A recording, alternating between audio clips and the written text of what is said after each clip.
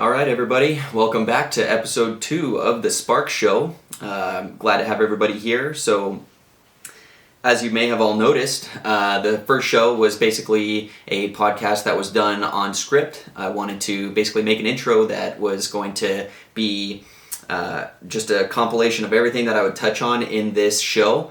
The Spark Show is going to be something where we discuss faith, family, freedom, and obviously freedom's going to tie into our economy, our government, our politics, and quite frankly, politics are family-related matters. So that's exactly why I'm discussing all of the above in one breath. So I didn't really know what to talk about on this second episode.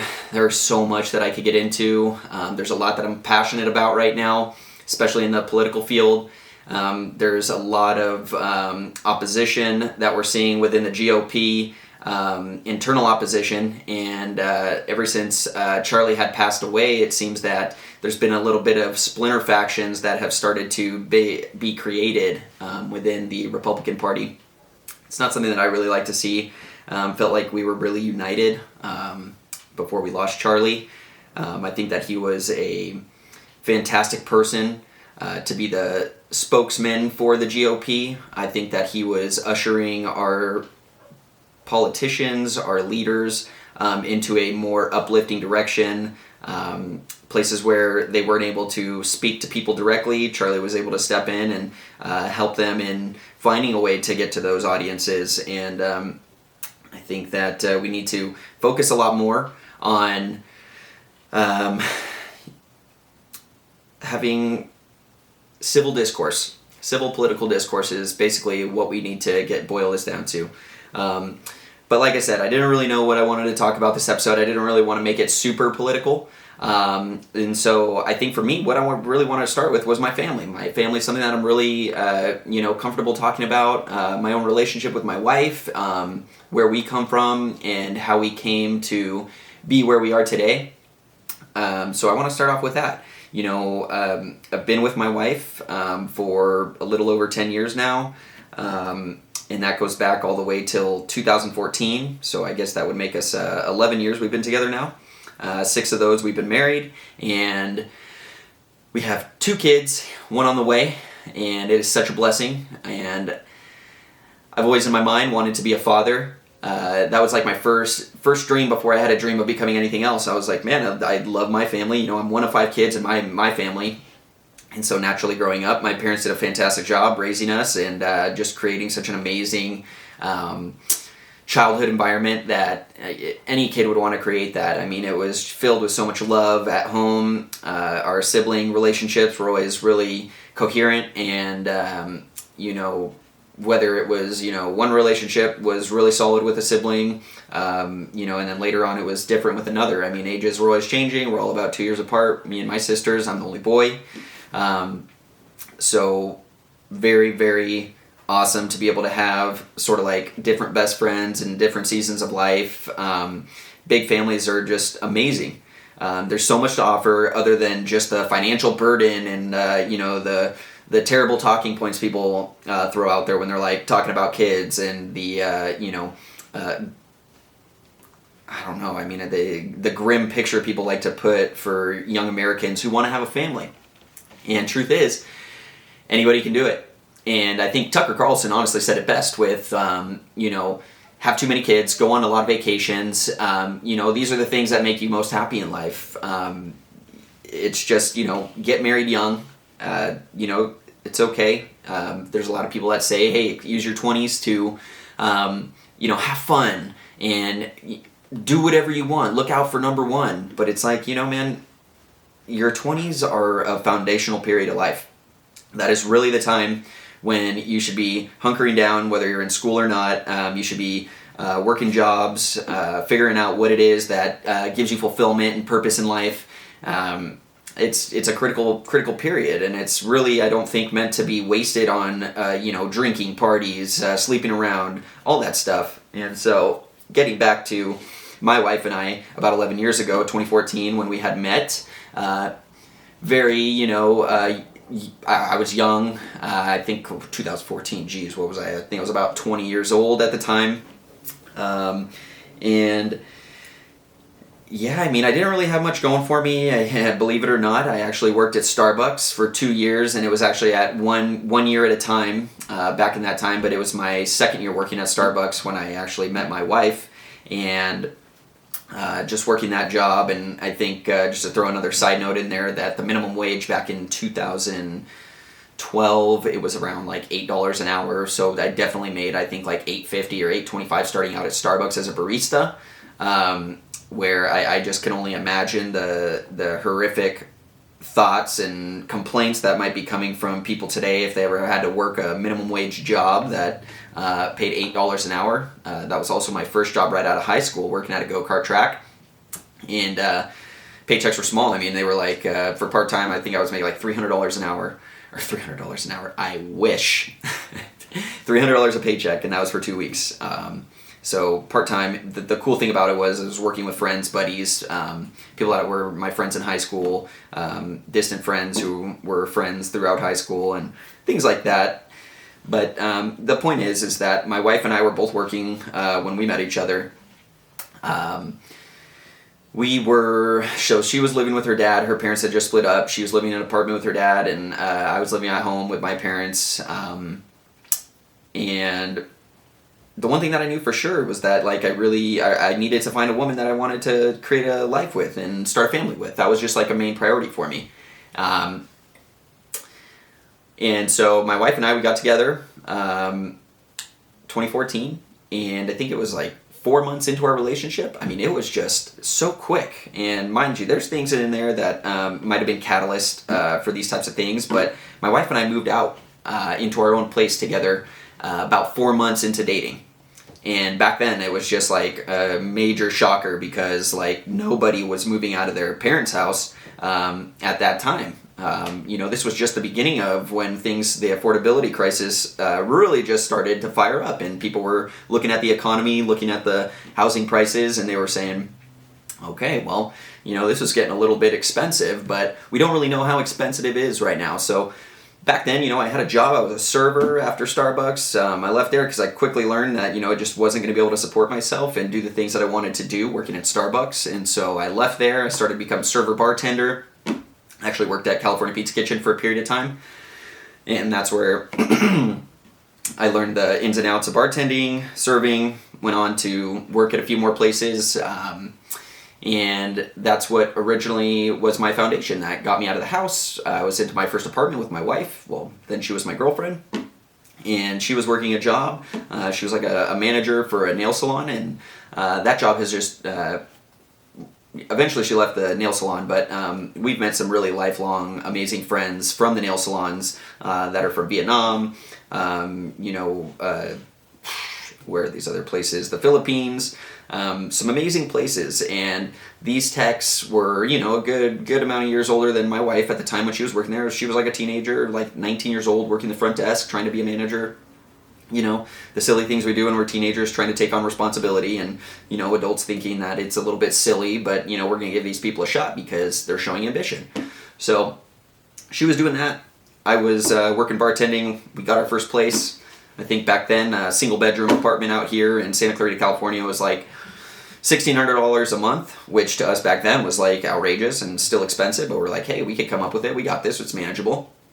And so we went ahead and we did that, and we got into our first place, and that was just like the moment that I knew, this was probably going to be the girl that I'm going to spend the rest of my life with. I mean, I hadn't dated or like, I didn't even really date too many girls back in my time after high school or in high school or anything like that. But like, she was the first one that was like, let's go in all in on this thing together. And I was like, man, that's courageous and amazing. And I like the idea of independence at a young age because my parents got out at a young age, and they always touted that, they got their start right out of college, starting up their businesses and moving out here and starting their family.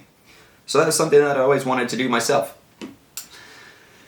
And once we moved out, man, wow, that really just changed the family dynamic.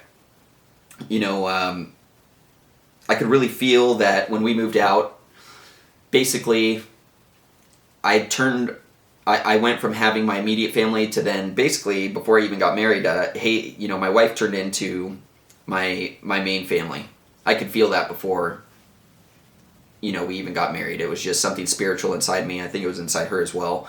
And, we had some conversations leading up to us moving out, and it was like, well, what does life look like for you? And like, what do you want to do? And it was basically like, well, we want to get married, we want to have kids. I wanted to start a business, didn't know what it was going to be, but that's what I wanted because I wanted to be able to support a family one day.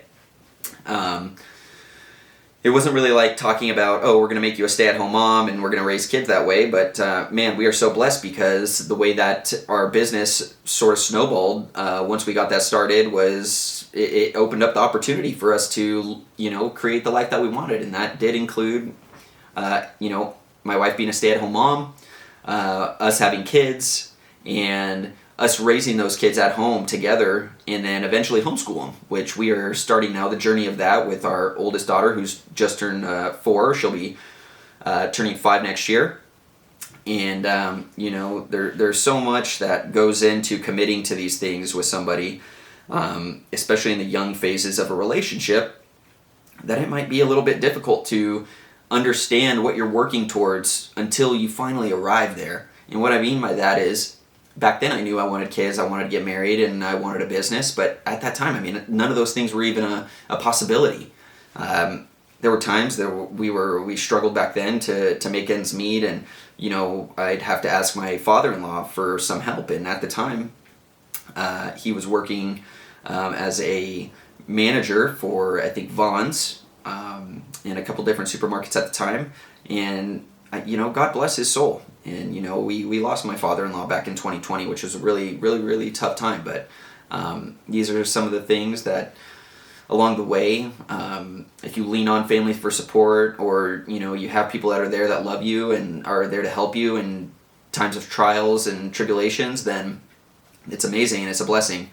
But at the same time, it's another testament that as young adults, we need to be working towards independence, because I can tell you that one of the most devastating pieces of losing my father-in-law was knowing that, number one, my wife wouldn't be able to call him anymore, and number two, because it happened so tragically, that there was just we weren't going to get any more, not like financial help, but like spiritual advice, financial advice, advice about love.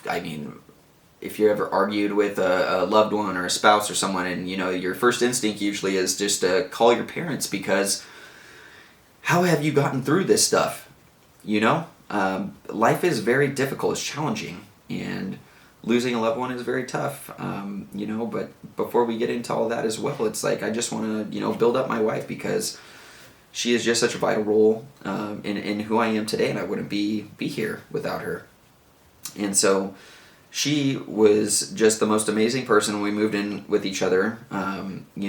We did something back then after our first year living together.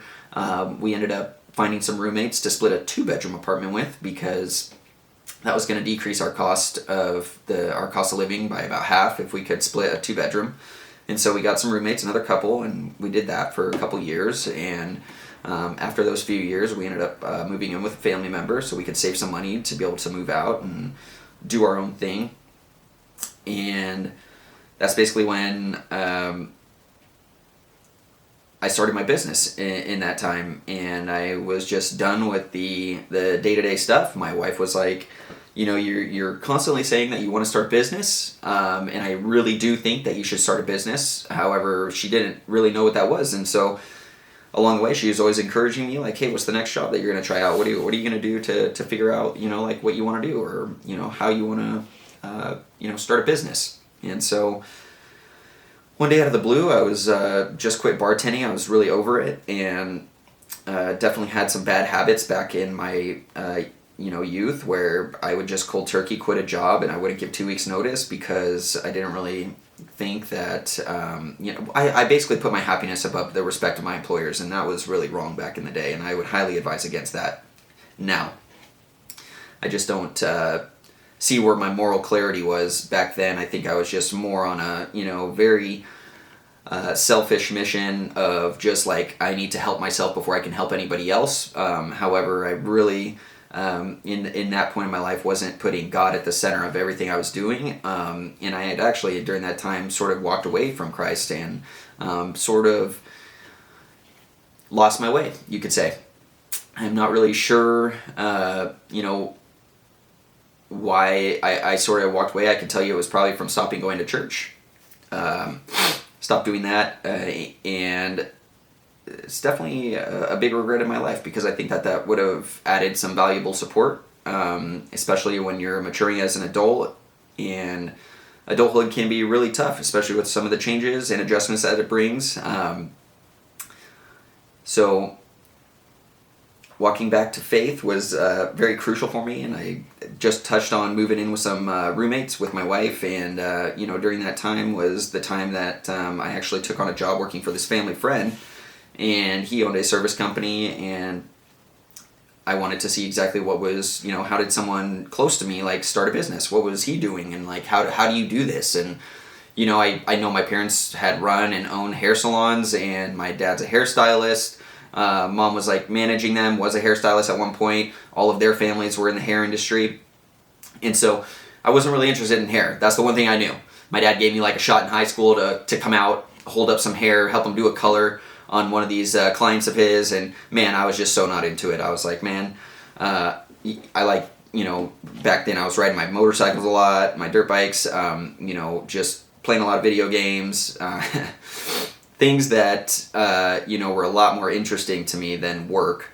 And so I did find out early on that I didn't want to be a hairstylist, but I needed to find out what it was going to be that I was going to do. Along the way, I had tried to start several different small companies, and one of those was an apparel company. I think that if you're an entrepreneur or you have an entrepreneurial heart at a young age, you really want to start with a product-based business. But if you don't come from money, you'll quickly learn that starting a product-based business takes a lot of capital. And even if you're going to try to start grassroots, it still takes quite a bit of money to build an inventory of product and get that launched.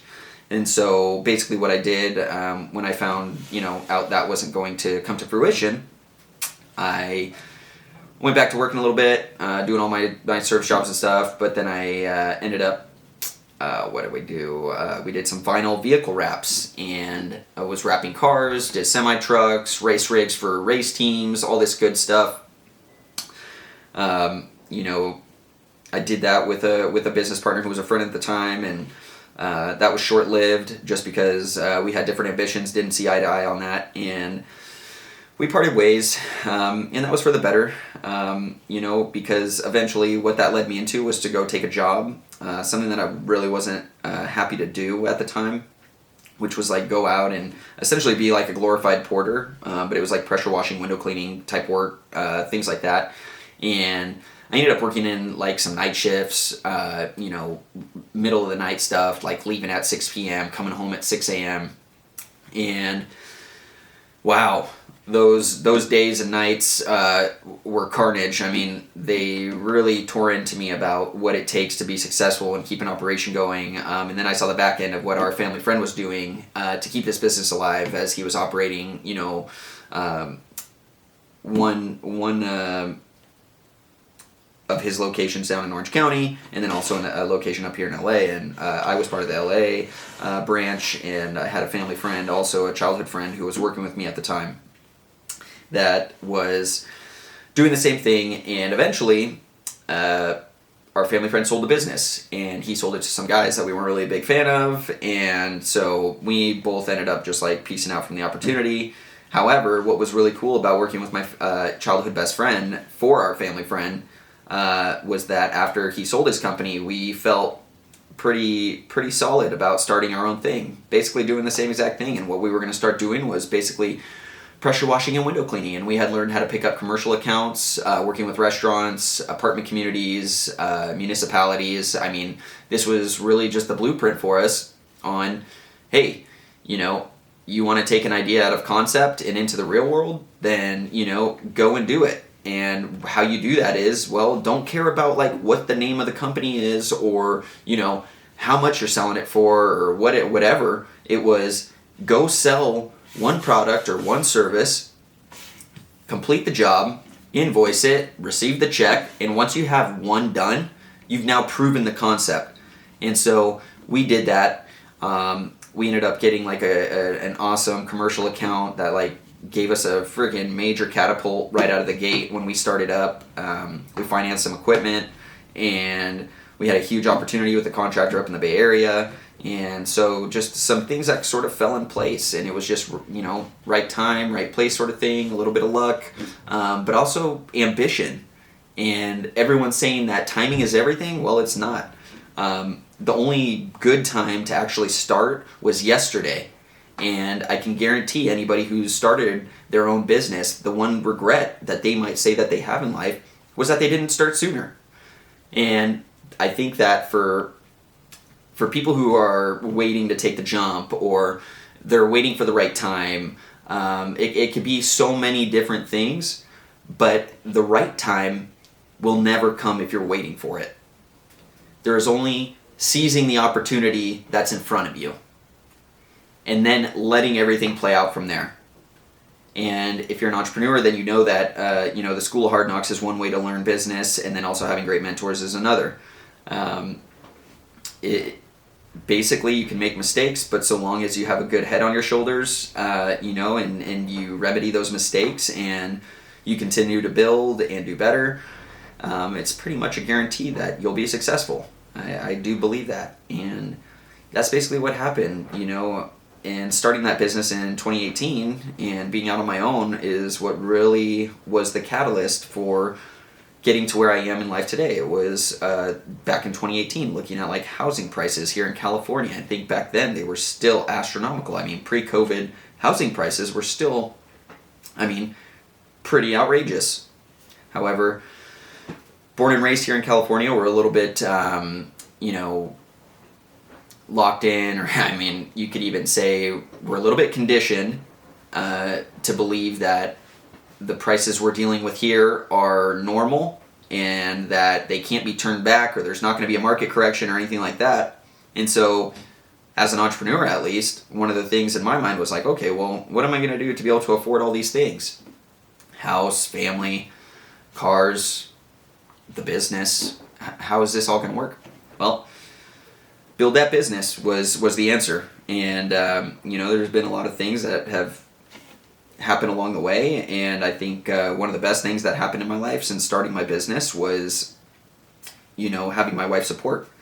And also her support meant everything, because I knew that she deserved everything.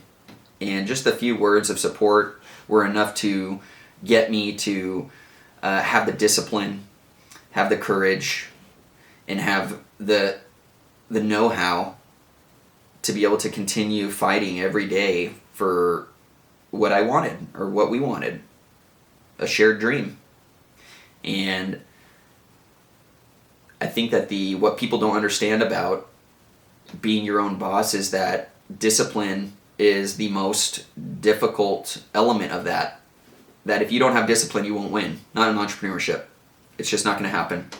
If you're not capable of sticking to a schedule, or getting after it day after day, or making sales calls and taking 100 no's before you hear like a maybe, it's not for you.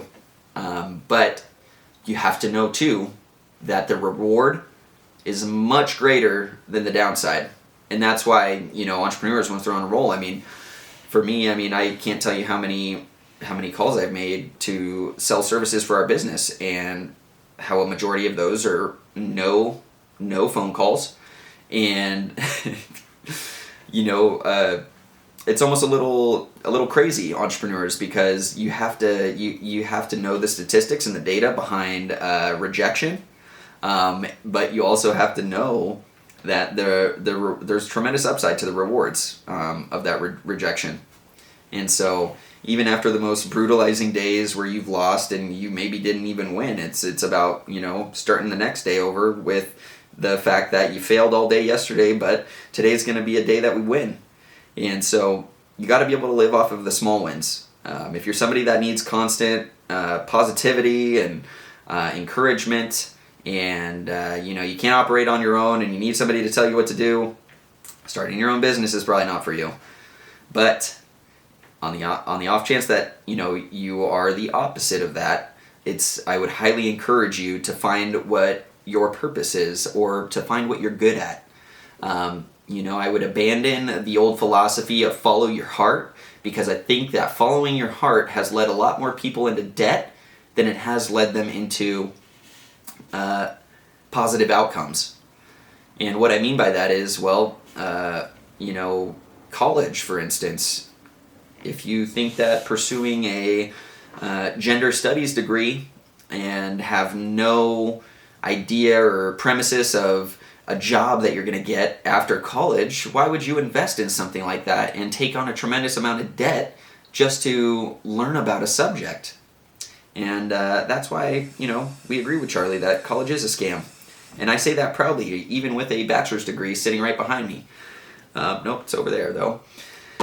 And there's a ton of truth to that, and I say that with confidence as well, because I started my business, and it was starting to go even before I graduated college, which was in 2020. And I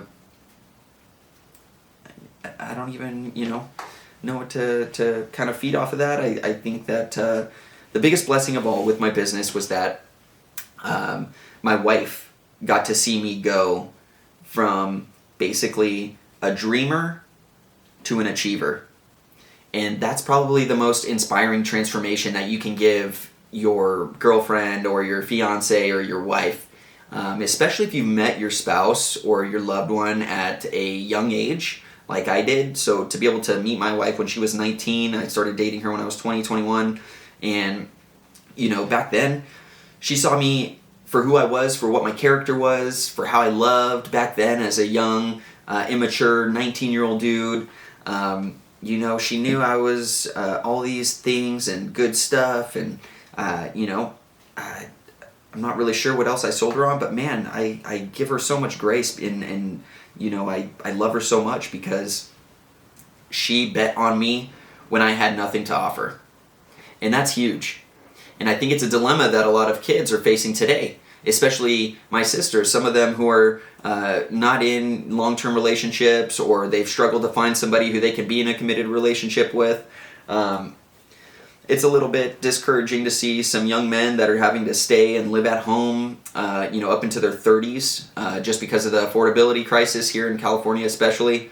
Job wages aren't matching what the cost of living is, and jobs that do pay for the cost of living aren't readily available in the capacity that all of these minimum wage or entry-level jobs are available.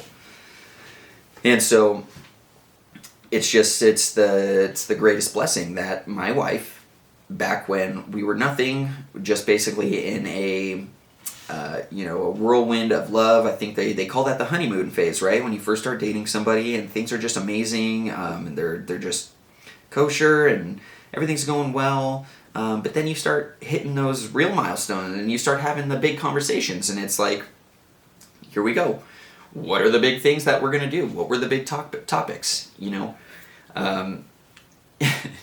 What's funny about this, so there is 4 fundamental areas to agree on for a successful marriage, and I'm sure that if you've tuned in to anybody like Dave Ramsey, Ben Shapiro, Michael Knowles, Dr. Jordan Peterson, these guys are all going to come at you, with these principles that are basically going to give you the best chances to be in a successful marriage.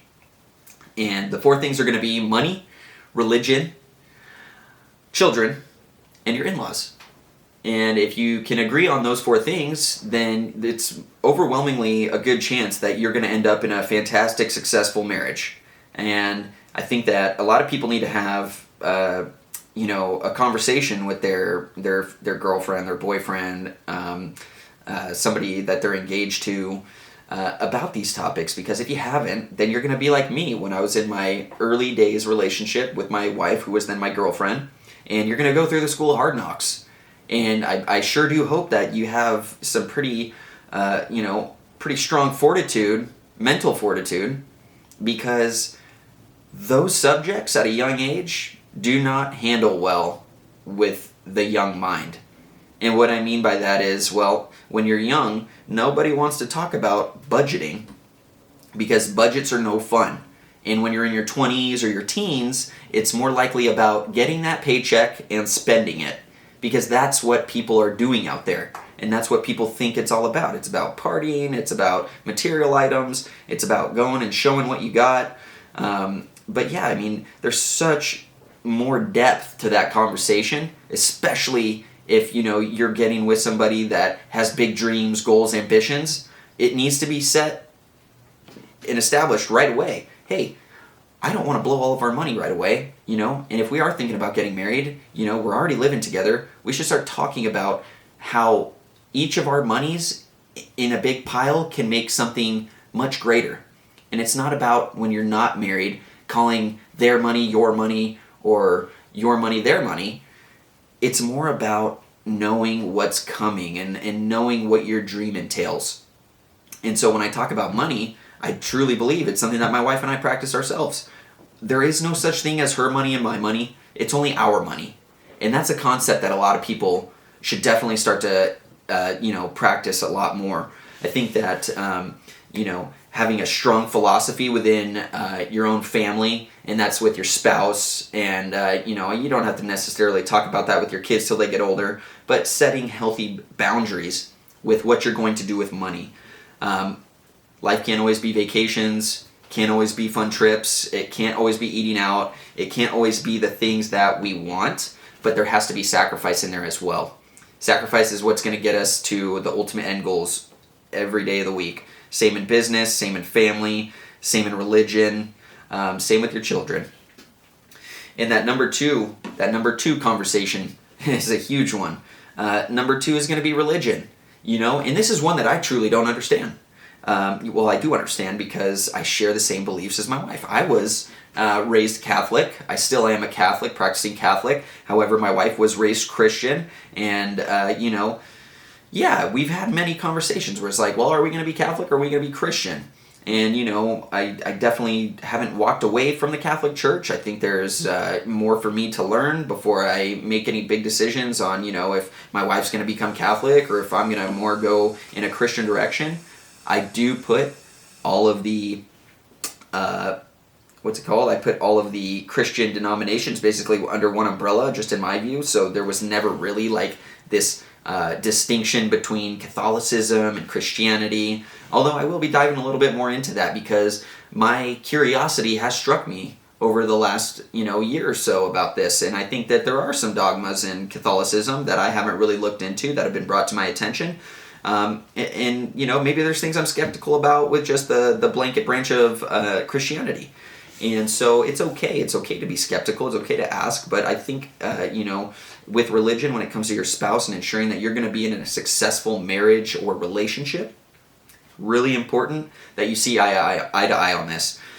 Decide how your respective beliefs will be practiced in your marriage and family, and how you're going to implement your religion when raising your children. You do not want to have this awkward confrontation when you finally have kids of, what are we doing about religion? Don't be there. Have this conversation before, and God willing, you're going to be in a great relationship with someone who you share the same religious beliefs with, and that can be a really great foundation for a marriage. Number 3 is going to be children. Obviously, if somebody doesn't want to have kids, but you do, incompatibility crisis. Can you say it louder? I think that, this is not something that is debatable. My wife and I mean, God bless her, she's wanted kids from the get-go, and I admired that so much about her. And I just, these are the things that made it so much easier in the beginning when I, first was with my wife. When we first started dating, it was like, man, you want a family? You want to be financially responsible, because she moved out with me, and so we didn't have a lot of extra money to spend when we were, already taking care of ourselves. We shared views on religious beliefs. There wasn't any, trying to think. I guess there was a little contention, like with religion and stuff. So, like, basically, I think that going to Catholic church is gonna, basically confuse or raise some eyebrows to people who attend like a normal Christian church. I don't want to say normal, but I think if you attend a Christian church of different denomination than Catholicism, then you're going to see like there's these distinctions, between the churches and these denominations that are actually they're distinct, and you'll know really quick. And so it's about just having a conversation about that. I don't think that the semantics of religion are too big of a deal. I mean, you can, if you're really going to get into it, figure that out, but just have a common ground there. I think that's a really great starting point, so money, religion, children. How many children are you going to have? Well, that's not even the really big tone setter, I don't think, for the marriage. I think it's more about just yes or no, do you? Because what God has in store for you and your wife and your family, that could always change. And so I always just, encourage people to keep the door open for kids, because they're God's greatest gift and they're miracles. They really are. And for the young men out there who have not had children and you're thinking about maybe not wanting children, let me just be the first to encourage you to have children. They are the best thing that can happen to you. And I know there's a lot of scary stuff to think about with kids and affording kids and how expensive it gets. But man, if you're able to provide and give kids and a wife and yourself a beautiful life, there's so much to be proud of. Just at the end of the day, putting a roof over a family's head, giving them safety, protection, love. It's a very fulfilling feeling is what I'm going to say. And like I said earlier, it's like being a father was like one of my first dreams. I saw like my dad was my role model from when I was a kid. And I was just like, dude, you raising these kids and how active and how at every sport function and into the pool after work to get all the kids to get excited, when he got home. Those were things that I looked forward to when I became a dad. I was like, man, I couldn't imagine not wanting that. I couldn't imagine not wanting to be in my dad's shoes, to see amazing kids that you created be so happy to see you and love you, and just, it is the most profound feeling in the world being a parent. So young men out there, if you're thinking about it, don't shy away. Just think of a way to make it possible, because it still is, and God wants it to happen. So last but not least, there is one last thing that you do have to have some boundaries on. And this is a good one. Not a lot of people like to talk about it because it's a sensitive subject. Your in-laws, when you finally get married, you don't just leave your family. The old self doesn't die. Well, it does, but it's something that you as a person are almost born new into your new life. And you have to be willing to adapt into those new roles to really find yourself and to really become the person that God meant you to be. And having to draw boundaries with your extended family, and mind you, so what I mean by extended family, so immediate family in a marriage is going to be husband and wife and your children. When you get married, your parents, the grandparents of your kids, those are now your in-laws, and they are extended family. They are no longer your immediate family. Those are extended family members, because your family is now your unit. You have created a new family. You're an outgrowth of your extended family now. And it's really important to be able to set boundaries and make sure that your spouse feels that you're planted and firm in the same beliefs, that you will not compromise when it comes to other family members, extended family members. And that's really tough. You have to be all in with your spouse. You have to have these conversations. They're not always fun, and sometimes they hurt, but healthy boundaries can be established, and people can adapt to those, especially your extended family. Your parents will understand because they had to go through it too.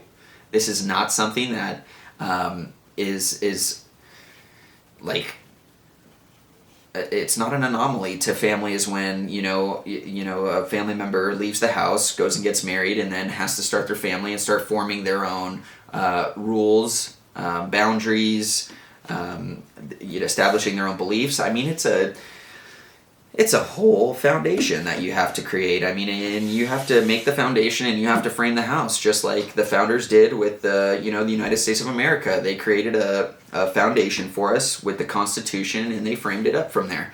And so if you kind of want to tie that in to building up a family, well, yeah, you have to sort of create your own set of family law. And your family's law may differ from what the style was, or the laws, rules maybe, were in your family before you got married.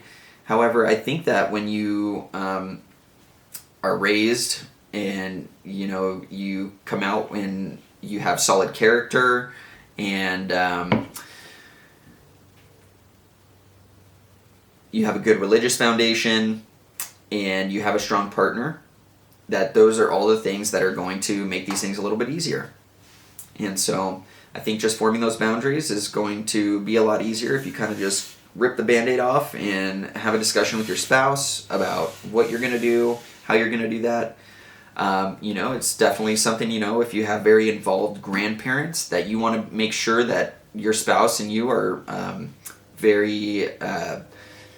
you're on the same page, and that you determine the level of influence that your in-laws are going to have in your marriage. And that's okay. It's okay for there to be influence there, because our in-laws, my in-laws especially, like I said, I lost my father-in-law back in 2020, and my wife's mom is actually not very involved, or not at all involved in our lives, just due to drug abuse. And so my parents play a very vital role in, influence in our lives. And so, yes, because we're not getting outside influence from another family, and it's only from my family essentially, I'm always very considerate of the way that my wife feels about certain things, and she deserves that. She's more than deserving of that. Because at the end of the day, I feel like maybe a lot of people feel this way when they get into a marriage, that, the husband should address his family and the wife should address her family when these types of things come up. But I'm actually an advocate for both people in the couple having to establish those rules and boundaries and things like that with family. I think that creates an environment where family members and the extended family understand that now this is your other half. So if there's contention, if there's a problem, if there's something that needs to be said, it doesn't just get said to one person. It gets said to everybody. And it's extremely important to be on the same page as your family members. And if you want to keep your family unit tight, you create those boundaries, so that way when they're crossed, it's like, hey, you crossed the boundary. And we need to back up from the boundary, and we need to reset. And when there's no boundaries, I from my experience just early on, I think that there can be a little bit of resentment or things like that. And you just don't want to get there, because that's the things that cause splinters or, things like that in your family. And you just don't want to end up going down the road where resentment is a main theme with your spouse or your significant other, your wife, your husband. That's not a good place to be, because walking back from a place of resentment can take a very long time. It can take a lot of healing. So it's really important just to keep those things in a place of peace and tranquility.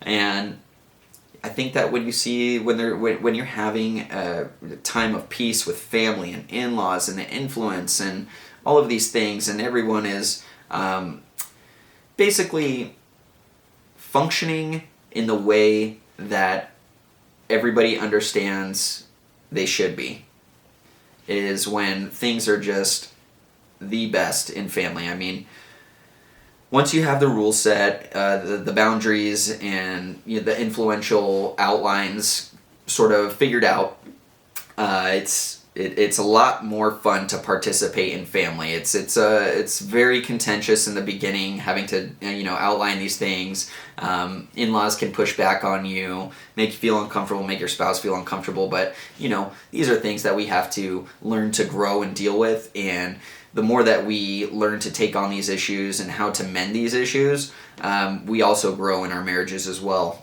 as we overcome these things.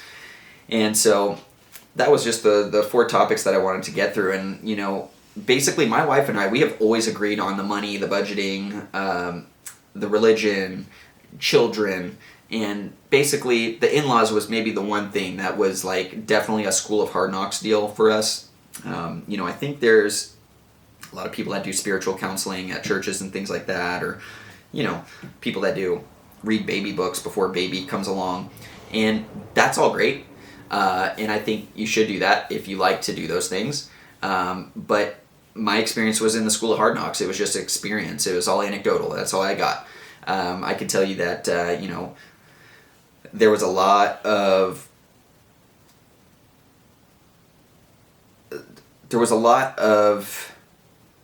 immaturity in the early stages of my relationship with my wife, and where I am today and how I see things is much different than back then. I've had to basically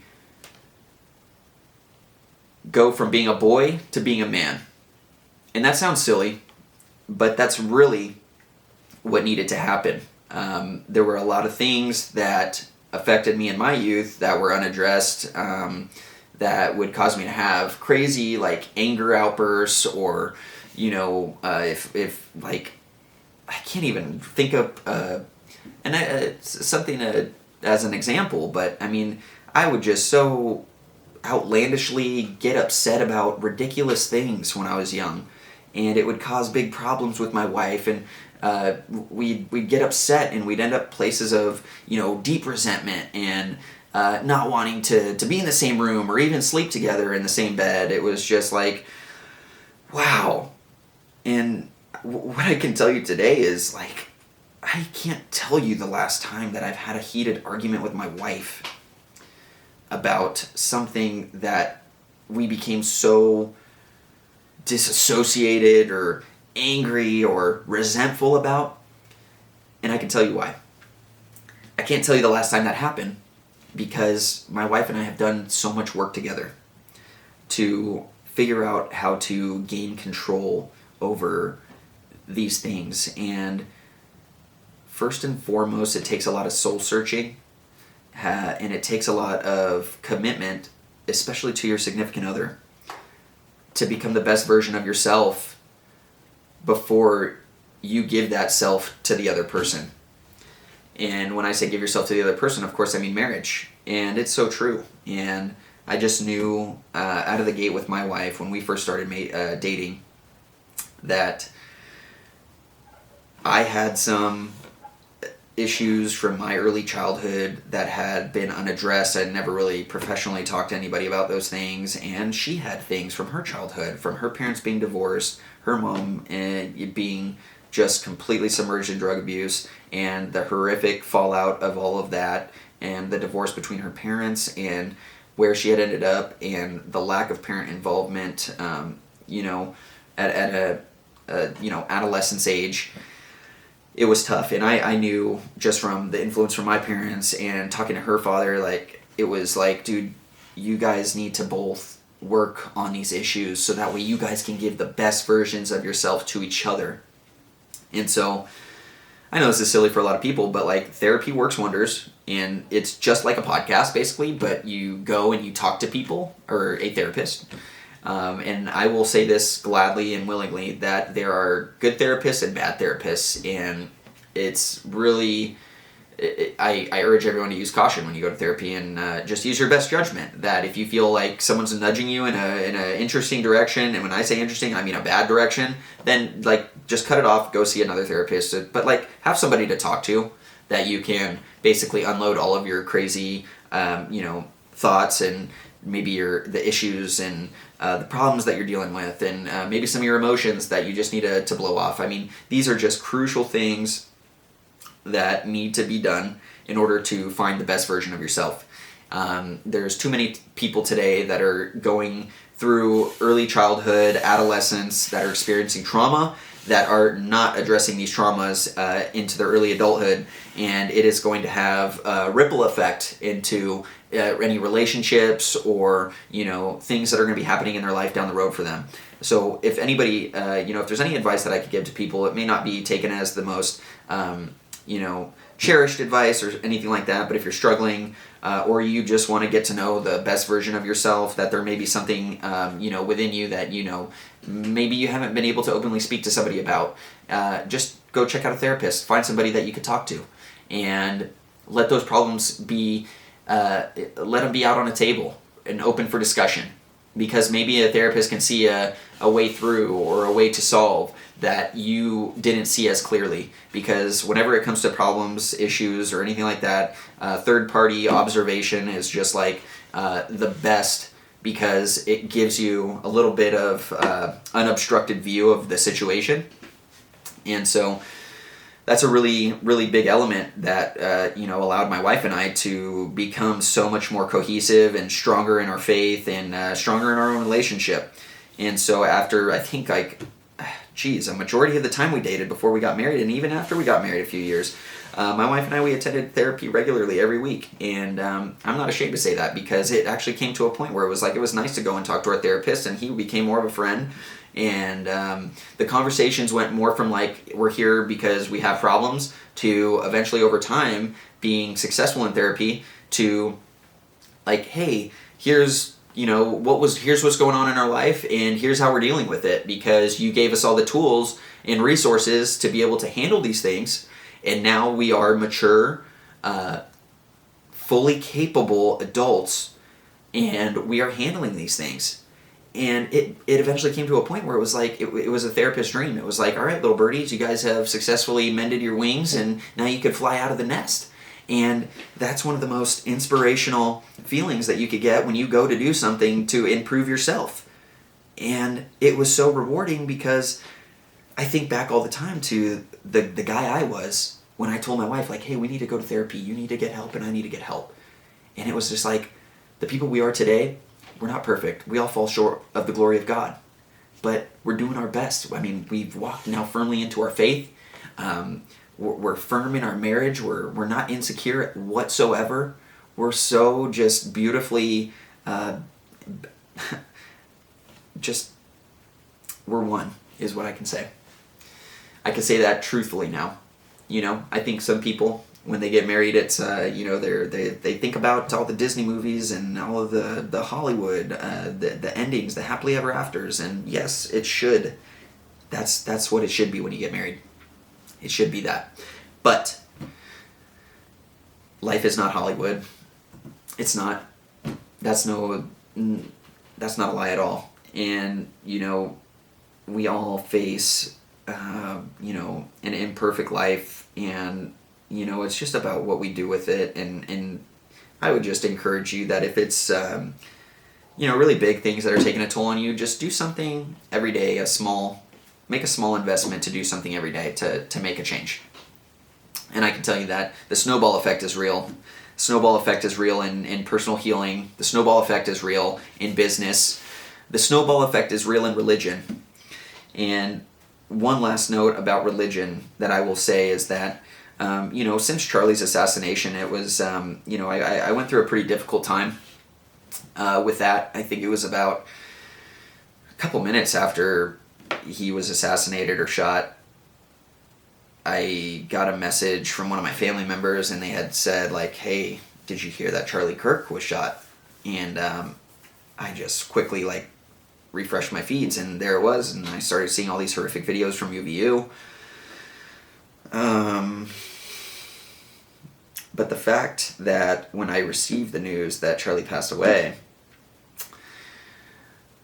I had a rush of fear overcome me. And I guess it was fear because I grew up with Charlie, not in a friend's way, but grew up with him in the sense that we were peers. We were exactly the same age, me being just about 3 months older. I started watching Charlie, I think, when he, started making his way onto Fox News interviews and things like that, and he had started, just barely tip of the iceberg, starting to get into politics. And we were in the midst of, Donald Trump running for president in 2015, and I just, I don't know, I really just had a hard time figuring out, like, why somebody could go so far to try to prove their point. And I reflected a lot on this, and I think that what scared me the most about Charlie being assassinated was the fact that somebody killed him for sharing views, almost identical views that I share with Charlie. And it wasn't because Charlie told me to believe it, it's just because God put it in my mind that this is the way that life is. And it's easy as a Christian or as a Catholic to understand and see evil when it happens, because your soul does not allow you to think that that is good. And that is honestly the ultimate reality difference between people who are firm in their faith and people who do not have faith. And that is the ultimate difference between good and evil. And people might argue, well, we know good and evil, or good and bad, and I think the ultimate conversation then boils down to, well, then, like, where did you derive that moral clarity from? Who prescribed you that? Because to me, I've only ever known good and evil because of my faith. And that was instilled in me from a young age. And so when Charlie was killed, I was very scared. It took me about 2 days to process it. Can't say that I've ever cried for somebody that I don't know, but I cried for Charlie. And I didn't cry for his pain because it happened so fast. I cried for his wife's pain and his kids' pain and the people that loved him and those of us that, look to him so highly as a leader of a youth conservative movement and things like that, and a faith leader. It really shocked me to my core, and something spoke to me immediately after. It was just a calling that I couldn't sit idle anymore. That when I was in school, college in 2015, and all of the things that Charlie would speak about, from people shouting down MAGA supporters to calling us racist to, homophobes to all of the names you could think of, that, wow,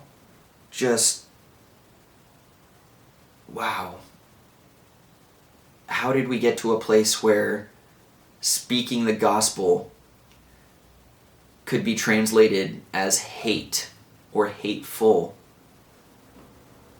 Because I think there's a major ideological crisis on the left if we think that speaking the word of God is hateful.